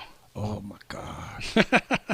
Is it a penalty? No, man. The other Jags were moving down. Oh, when they held them. Yeah, when they held them inside the 1. Giants. What did I say last week? You're going to stomp them out, baby. Wait, speaking of the, you know what the Jets do with with a guy when Breece Hall's hurt, they say, okay, we're going to contact the Jaguars, and bring in a guy who just lost his starting job at James Robinson. Yeah, and James Robinson, pretty good player. So you give Joe Douglas credit for going out there and getting a guy right away. And, so they got him? Yeah, they signed James Robinson, but he's not better than Michael Carter. The Jets already have a pretty good tailback in there. It's just that nobody's as good as Breece Hall. The guy is Barry Sanders, it's devastating. But now you focus on Michael Carter, and you brought in another guy, James Robinson, who could, help carry the load there. But then to make matters worse, all right, wasn't enough that you lost the young phenom guaranteed to be Rookie of the Year, Breece Hall. It's not bad. You know what? You're Jet fans. We need it to get worse. So on top of that, why not your phenomenal Elijah Vera Tucker, offensive lineman, your best lineman on the team? Oh, he's out for the year too. Oh, that's great, and I bet them. So. What a great Sunday for the Jets. They lose two of their best players, Breece Hall and Elijah Vera Tucker, for the season. And we'll see where they go from here. They need more out of Zach Wilson. He's been, the thing that's really odd about him is, he doesn't do anything for 3 quarters, but then when you need a couple of plays in the fourth, he makes some big plays, So hopefully they can improve the passing game going forward. They got the Patriots this weekend, and I know every Jet fan out there is smelling blood. The last place New England Patriots, by the way. Oh, boy, drip they got their blood. own problems, too. I mean, Bill Belichick is so non-committal with who's going to start at quarterback. Is it going to be Bailey Zappi, or is it going to be Mac Jones? Man, I mean, Jones looked, my opinion, he looked absolutely horrible last night. And Bailey Zappi, it seems like whenever he came in, the offense started clicking. I mean, at least for the time being. I mean, he caught the 30-yard touchdown to Jacoby Myers, which that really helped out my fantasy team because I have Myers. So I was nobody expected the Bears to go out there and kill the Patriots. Bears. And Justin Fields ran all over that New England defense, man. I mean, he could basically do what he wanted to do. And the Jets have the Patriots 2 of the next 3 weeks. So and that's been the major thorn in our side for 2 decades now. The Patriot defense made Justin Fields look like Joe Montana. Hopefully they do the same for Zach Wilson this weekend. All right, picks. What do you got there? Let's do our picks. Wait a minute, I'm looking over here. Oh, you can't find the picks, Trent. Yeah, I can't find them. Oh boy. Let's kind of. Say, was it the Bears and the Commanders? The Bears and the Commanders. We were just talking about the Bears and the Patriots. Okay, no, last week's games I'm talking about. Oh, last week's games. Oh, I got them right here. Oh, okay. I wasn't involved in this one, so. It's all right. I'll make believe you was. It's going to make believe, Trent. He's good at pretending. Yeah. Who am I? All right, let's okay, this is last week's game. Let's run through this. All right. Okay, we picked the Saints. All right, both of us. 44-34. Okay. The Browns and the Ravens. We won that one. All right, all over it. 23-20. Okay. We lost on this one. Which one? I think it's Brett's team. Brett? Brett. You know Brett? Oh, no, Trent. Oh, Trent. Trent River. Brett. Brett. That was Brett Trent. Brett. I was watching Maverick the other day, dude. The Brett River. No, it doesn't sound right. No, the Brett River. No, it doesn't sound right. Trent River sounds better. Yeah, we picked the Bucks and the Panthers won. Oh, yeah, okay. 21-3. Look, Tampa Bay, and I'm still fired up about this. Tampa Bay was a 2-touchdown favorite to win this game, man. You know what happened? No, it didn't happen. I'm sorry, dude. Okay. So, oh, my God. Oh, no. The Bengals and the Falcons. We won that one, 35-17. You better have Joe Burrow. Oh, by the way, wait. Joe Burrow just threw another touchdown. Yeah, man, they're back on track. Okay. Those guys. Lions and the Cowboys. We won that one. Yeah. Okay. That was pretty close, 24-3. Hey, I have somebody in my fantasy league has Joe Burrow. Somebody before I could grab him. He posted 39 points for them alone. Wow. They posted almost half their points at the quarterback position in Joe Burrow. So that says something. All right, so what's the money involved here? Anyway, Giants against the Jags, 23-17. We both had that. Yeah, we both had that. We didn't have this. What? The Packers against the Commanders. Ugh, can you believe that? Yeah, 23-21. Okay, so that's a loss. So far, that's one loss. Oh, we're doing pretty good. No, it's two. 2 losses. 2 losses? Thanks for... 2 because you guys decided to pick the Buccaneers. Oh, yeah, that's right. Idiots. Okay, that's one. And the other one was 2. You know, we got 2. Okay, then you got the Colts and the Titans. 19-10. Yeah, we both picked the Titans. Yeah, we picked that. No. Okay. And speaking of the Colts, how about that debacle? Sam Ehlinger is named the starter at quarterback for the Colts. I mean, Matt Ryan, yes, he has a shoulder injury, but Frank Reich, I mean, I was surprised that he was really that forthright talking about Matt Ryan being benched yesterday because, they basically said, Matt Ryan isn't the guy. And, Well, he also mentioned that they thought their offensive line was going to be better and they're not doing a good job of protecting him. And Matt Ryan is one of those quarterbacks that they're going extinct, man. You just you need a guy who can get outside of the pocket and extend plays, and Matt Ryan's one of those. He's a statue back there. He's not moving. It's a young man's game, man. Yeah, he's not going anywhere. So it's crazy. You're only in your 30s and you're old already, right? Unless they're Brady. Boy, that's some shit. Brady man. didn't get old until he was 45. Oh, hell no. Oh, so what the hell were we? Oh, did I say hell? Sorry. Texans and the Raiders. We won that one. All right. Okay. Jets and Broncos. You took the Broncos. Yeah. And I took the Jets. And I will keep doing it as long as it works. Well, I said I will keep picking my teams until they go down. Okay. And I'll keep picking against my team until they go down. Oh, they go up. Going down. Going down, clown. Oh, anyway. Hey, that's what you are. Yeah. Oh, watch it, folks. Hey, move over, man. Chiefs and the 49ers. Of course, we picked the Chiefs. Yep. Okay. Hey, I will tell you, though, for fantasy purposes, Jimmy Garoppolo did put me up a decent amount of points, so I will take that. All right. So, how about that Chiefs secondary, man, with Marquez Valdez, or San Francisco had nobody on Marquez Valdez Scantling and Juju Smith-Schuster. They were big play city the other day. Juju Smith. A huge I want to change my name for the Chiefs. Juju Rich. That'd be pretty good. Yeah, right? So where were we? Okay, Seattle and the Chargers. I had Seattle. I know that. Yes, I had the Chargers. Loser. Okay. Geno Smith, the best quarterback in football right now. We both had the Steelers. Ugh. And we lost. Yeah. Okay. The Bears and the Pats. We both have the Patriots. Yeah. The Bears. We're a bunch of fools. A bunch of fools. All right, so we got basically 5 losses out of 16. All right, that's terrible. So let's see what we do this week. Okay, okay, you ready, Trent? I'm ready. So basically, you went 11-5. Okay. Yep. Yo, you're gonna like this game. Ravens at the Bucks. You don't. I'm gonna like that game. Baltimore all the way, man. I'm not picking my team. I think that Todd Bowles said on Sunday that things are about as dark as they can be. I disagree with that wholeheartedly. I think. Look, let me tell you something. If Byron Leftwich does not make any progress or does not change any ounce of the offense this coming Thursday night, we very well could be looking for a new offensive coordinator by Friday morning. Whoa, but I don't know about that. He's very close to Brady, Leftwich. They like each other. Yeah, okay. I know, but if he's not doing the job... No, I better shut up. Yeah, we'll see. I mean, you're going for the Ravens. I think this team is going to sync with everybody they have. Okay. No, I'm not going. I think Baltimore is the worst fourth quarter team in the league. Right. They just find ways to blow games. The game is at Tampa. Tampa, they're beaten, they're down. I think this is one of the games where you get up and Baltimore makes a big mistake in the fourth quarter, and Tampa Bay somehow pulls it out. I'm going to pick. I think the Buccaneers. And Lamar Jackson is not as good, as expected right now. I'm sorry.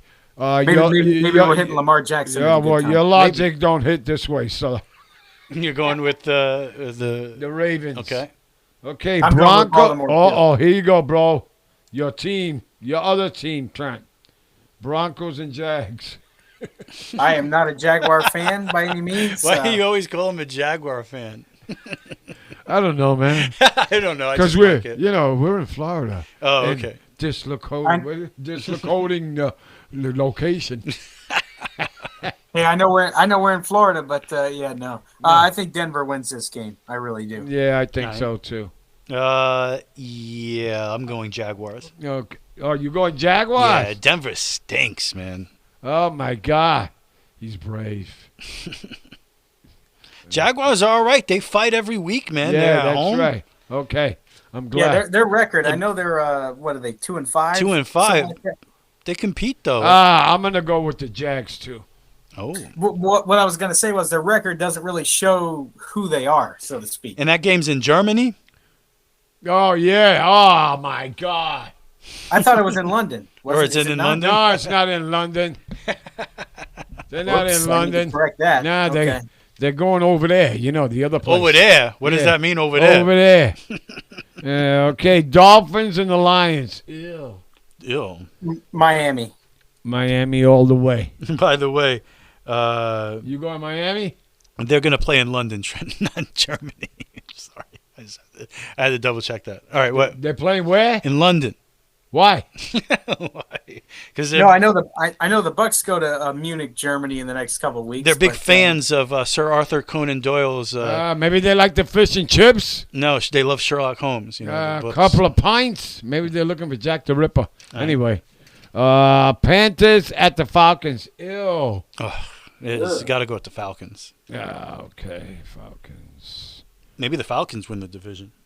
Yeah, from your mouth to God's ears. The way it's looking, it's not out of the realm of possibility. Mm-hmm. Who'd you say? Falcons and Panthers? Give me Atlanta. I think Atlanta's going to win. Yeah, I think so too. No Christian McCaffrey? Probably not. Anyway. Yeah, Ooh, look at this. Cards and the Vikings. Man, Cardinals. Man, Minnesota's resurgent, man. They're at Minnesota. Yeah, you got to pick Minnesota in that game, I would think. Yeah, no. As far as I know, Marquise Brown for the Cardinals won't be playing. I know they just got DeAndre Hopkins back a week or so ago against the New Orleans Saints. But now I got to go Minnesota. Minnesota is resurgent, and they got weapons all over the place. How about the Cubs and the Cowboys? I mean, the Bears and the Cowboys. Ooh, the Bears looked pretty good last week, but the Cowboys are home. They got that defense. Dak on the second week. You got to go Cowboys. Yep, Cowboys. I don't like them. I don't care. Ezekiel Elliott. I'm gonna go with the Bears. I don't care. All right. As long as Ezekiel Elliott. Raiders at the Saints. Man, the Saints have been so disappointing this year. But go Raiders. They are at home, but the Raiders are terrible as well. I'll pick the Saints at home. Me neither. Get a W. Me neither. Okay. Steelers in New England? What? Is that New England? The Jets play New England. Is that Indy? Indianapolis.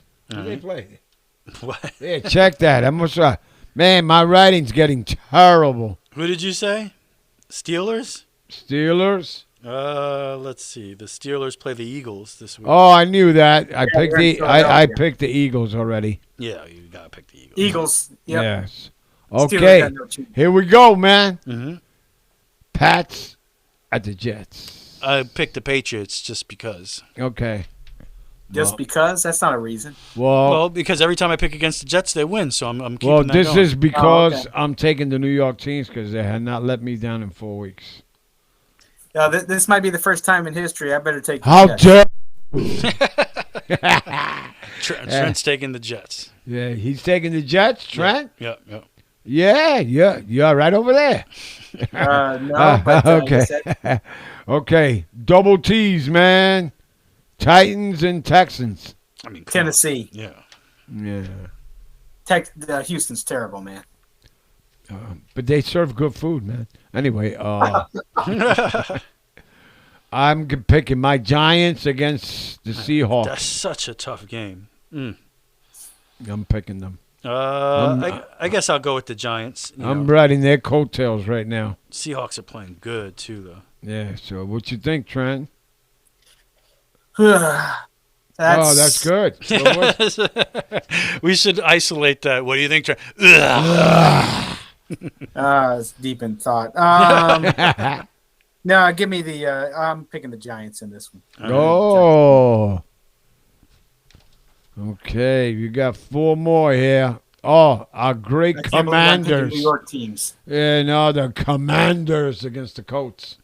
Yeah, they're not going to command the. No, I don't know, man. Well, I'll tell you what. If Heineke, right? Heineke, is that what his name is? Heineken. Houlihan. Carson Wentz is garbage.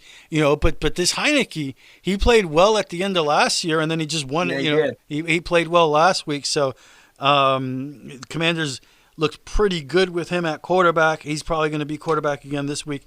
I'm going to go with the Commanders because the Colts suck and they don't have a quarterback. So how about Jahan Dotson, too, of the Commanders? Yeah, they got a couple things working for them. So go with the Commanders. So you're going with the Colonel? Yeah, somebody dropped him on my fantasy league. I might better pick him up. Give me the commies. Give me the commies. Oh, you want the commies? Come on. Go commies. I'll take him. Oh, what? Wait, Commanders, no? Commies. Commanders? No, the commies. I had a college professor who's a Commanders fan, and he called them the commies. There you go. Oh, that's not cool. I'll never talk to anybody again. Yeah. Anyway, 49ers at the Rams. The the head coach of the Commanders, the commies, he calls his playbook the Little Red Book. Okay, sorry. Some people are mental out here, dude. So I'm going to go with wow, the Rams have been terrible too. All right. So I think they're going to beat the 49ers, but the 49ers have lost the last couple of games. The Rams are at home, but they stink. I'm going with the Niners. Okay. Niners. Oh. Niners with Deebo Samuel, Christian McCaffrey. I think they're going to bounce back, yeah. Okay. Yeah. I think I know which one we're going to pick here. Packers and the Bills? Bills. Bills. Bills want to marry me, Bill. Whoa. Oh, I see. I got your reference there, Fifth Dimension. Okay. Yeah. Whoa. Okay, here's the greatest game of the whole week. The Battle of Ohio. Yeah, Battle of Ohio. The Bengal against the Browns. Come on. I'm going Joe Burrow and the Bengals. Of course, man. They are on fire. You got to go Bengals. Bengals. Your total points? Mine's 44. 47. 50. Ricardo. 30-20. What? There you go. Oh, you said 50-point, man? And he gave you the score. Oh, boy. Okay, man. There you go. We're in, brother. And that's your Super Radio Brothers Week 8 NFL picks. It's time to sit down and unwind and listen to the Couch Report. Real quick for me, Halloween. I've been watching The Watcher, which is a pretty entertaining show on Netflix. True story about a family in Jersey that bought a house, $1 million house. They were pumped up to live in, but then they start getting these mysterious messages, these threatening messages. And I've already seen it. It was pretty good. A little disappointing at the end, maybe because it's a true story and they stuck to what's real. So, but entertaining show. The Watcher, the number one show on Netflix right now. Again, they buy this house and they start getting these letters, threatening letters from someone calling themselves The Watcher. So very interesting. Also, the other big Netflix show out there right now, Dahmer, the true story about remember Jeffrey Dahmer? Yeah. He was eating people. Oh, my God. Maybe the most horrific thing of all time. He never went hungry, right? And, well, I don't know if it was about hunger, but, yeah, he's... hunger? The dude's eating dudes or do that or somebody. No, it was dudes. He was eating dudes. Oh, my God. So, really? As young as 14 years old. So, one of the most horrific stories of all time, Jeffrey Dahmer. The show is called Dahmer. And there are things that, I grew up when, I was 12, I think, when this happened. So it's pretty amazing to see it unfold in the news. But the show just shows you things how, really top of the list, how incompetent the police were leading up to the arrest. And I love the way the show starts because it starts with the guy that got away because that's how Dahmer got caught. One of the male prostitutes that he brought home actually gets away. Oh, my God. So, and he brings the cops back to the house and they find the bodies. And it shows that other people living in the building were pissed off because his apartment stunk. His apartment stunk because it had dead bodies in it. But anyway, I've seen about 3 episodes of that, and so wacky, so crazy, and the incompetence of the police is just breathtaking. So Halloween doesn't get much more horrific than seeing the true, the you can't compare, at least in my lifetime, the dude's a real monster. So pretty frightening stuff there. So I'm anyway, not watching that. That is my couch report. Trent, you had a big trip. What do you want to tell us about it?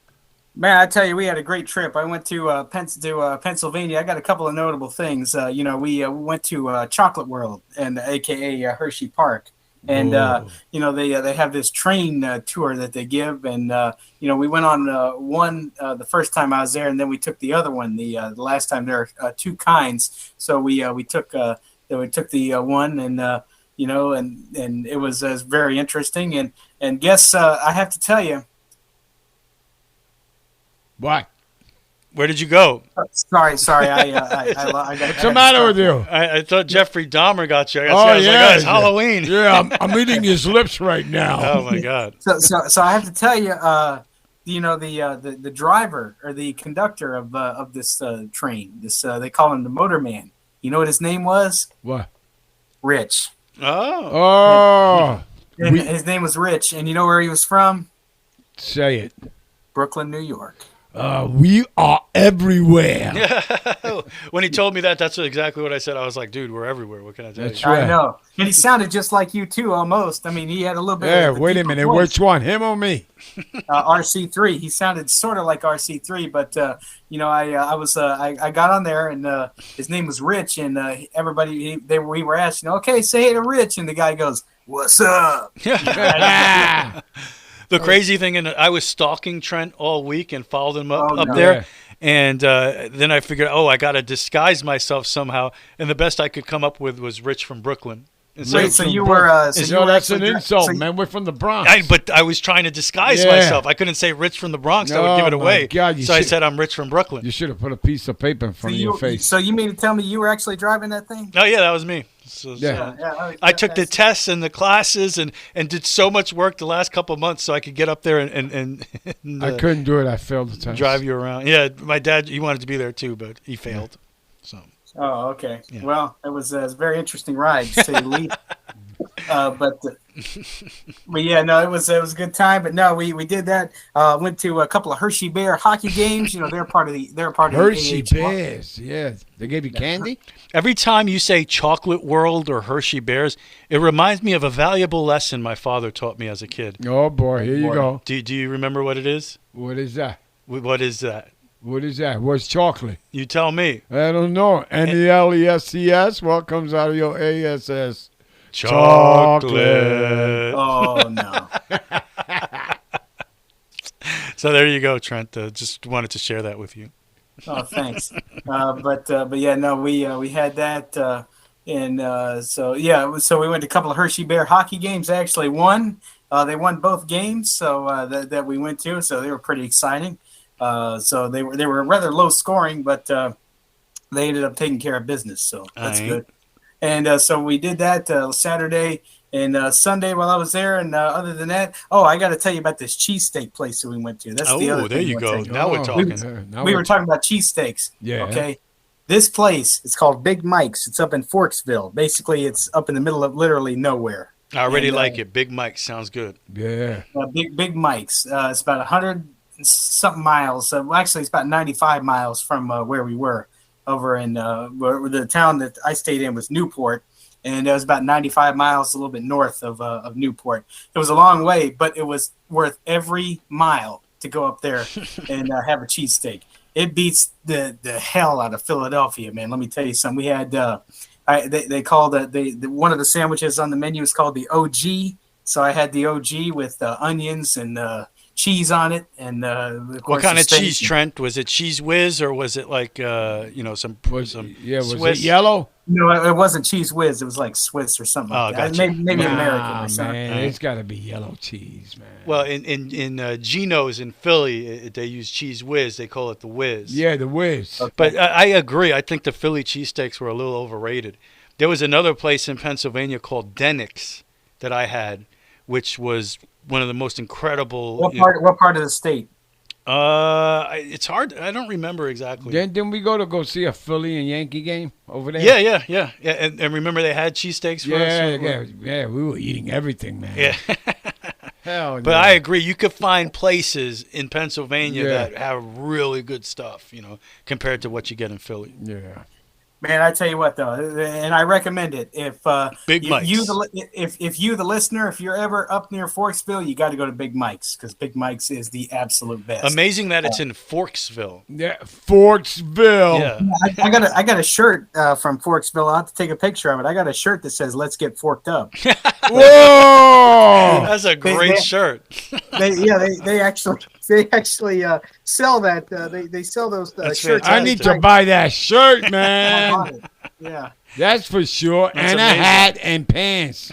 Hey, sorry, it's not. Well, there's no hat, no pants, but it's number 2. It's not for sale. It's I'm wearing that proudly. I'm googling it. I'm ordering. Yeah, one. I'm ordering Amazon one too. That. Let's get forked up. Yeah, let's get forked up. I love that. But no, it was a real nice time. The weather was nice, and hoping to go back sometime in the near future. But it's always a great time when I'm up north and in Pennsylvania hanging out. Right, rock and roll, Rock Big and trip roll, for man. Trent. That's right. Hey, the Trent River was floating everywhere up there, baby. Yeah, well, we're glad you had a great time and had a good plane ride. Even though you said you dealt with delays, but at least nobody pooped in the aisle. Yeah. Oh, I thought No. Oh, And the nobody delays pooped were, on this. the delays were minimal. They were like 20 minutes at the most. That was it. Cool. So how about you, Super Radio Father? Anything on your couch report this week? Nah, anything good on the couch report, man. Playing ball. What it's all about, man. And how's D-Dub? D-Dub is doing his thing, man. I'm telling you, he's unbelievable. Like last week, he wasn't here. He went to Kentucky to see 4 games of his Kentucky Wildcats. Okay. 4 games. 2 football games, 1 volleyball game, and 1 softball game. Whoa. So he went 3-1. Well, that's good. So that's not too bad. Yeah. Hey. Now, does he drive up there or does he fly? Oh, yeah, he drives up there. He told me it takes about 7 hours to get up there. They went to see family and everything, So, he had a good time. Everything is great. And we start our softball again starting tomorrow. Oh, all right. And we played together the other day. It was crazy, man. So we had some good games. One of our games was 13-12. Oh. So that was either defense or no defense, one or the other. I'd call it a slugfest. Man, that's what it was, man, because we some bad old dudes, man. We some bad old dudes. So, yeah, everything's great there, What can I say, man? And my wife. Only regret about my trip, man, is because of course he had to mention Motorman Rich because he sounded like RC3, and I had to think about it for a second. I said, "Wait, I'm not working." Yeah, my wife was clear from test she took, so she's clear. She has no cancer or nothing, so everything is good there. That's good to hear. So I'm glad. That's great to hear. That's the best news. That's the best news out here. Good. So what can I say, man? Tomorrow we start again. I'm playing 5 games. Tomorrow? The next 3 days. Oh, my goodness. Look at this guy, Sean. Are you kidding me? Run, Forrest, when I'm trying to run, after I'm dead tired. Hey, it's always a relief when you or a person near and dear to you gets a clean bill of health. So yes, it is, man. So, I called her. She tells me, have a good game, hon. I says, yeah. I said, what you going to do? She said, I'm going to go spend money. I said, what? All right, cool. That's fun. Nothing. That's my favorite thing to do. So. Hell yeah! She gives me $20, and I gotta have the same 20 at the end of the week. Nah. That's your budget for you? That's my budget, all man. Hey, we'll just spend that dollar on what? Anyway, a huge weekend coming up here. You got rivalry weekend, right, Trent? College football. I know Florida and Georgia and the whole thing. So. Big college football weekend, the NFL, Newsflash, Florida's going to get dominated by Georgia. The World Series, if you care about that. I don't care about that. I know Tennessee plays Kentucky. Oh, there you go. Kentucky probably gets smoked, right? Oh, yeah, because what was it? Before halftime last week? It was like 52-3 or something. Yeah, Tennessee's really good. They barely beat Alabama, but they did win. So Alabama, they're going down. What does that mean? Is Tennessee number one in the country now? Are they number one? Well, I know Atlanta's They're in the top 10. I know that. None of those guys. Alabama, none of those guys. Yeah, well, Alabama's They're just done. lost, so. They're done. They're done. It's college football. At the end of the day, it's going to be Alabama, Ohio State, Georgia, all the same teams in the Final Four. I just can't watch college football, man. It's extended to 10 games. 10 teams to get in. The playoffs are not too bad. Playoffs are terrible. 4 teams make it. What does the top 10 even matter? Well, it should be 6 teams. To me, it should be 10. Make the top 10 matter. And then we're talking. Because as we see, look at the baseball playoffs, look at the NFL every year, the best team doesn't always win when you have layers of playoffs. And, there's a great look at the NCAA tournament basketball. If you get at least 8 to 10 teams in there are going to be upsets. And it'll be exciting. And you could watch at least 10 of the teams. More teams have a chance to be a part of it. It just makes it more exciting. Right now, there's only 4 teams get in, and it's the same 4 teams every year. It's hard to watch to me. It's horrible. So, saying that, what do you think of the World Series? That's what I think. Serious. What are you going to take them at? Houston's so good. The Phillies are hot. They got pitching. They got attitude. Wishful thinking. Give me the Phillies in 6. I say the Phillies in 5. Whoa. Phillies in 4. Phillies in 4? Oh! Man, I hope so. That would be awesome. That'll be awesome. That's the best thing I've heard all week. I just jumped off the chair. In the words of Bob Dylan, time is an ocean, but it ends at the shore. The Super Radio Brothers have reached the shore. See ya! Be safe, everybody. Love you, honey. How about them Bucks? Something just a smell came into the room. I think you gotta erase that, man. Later.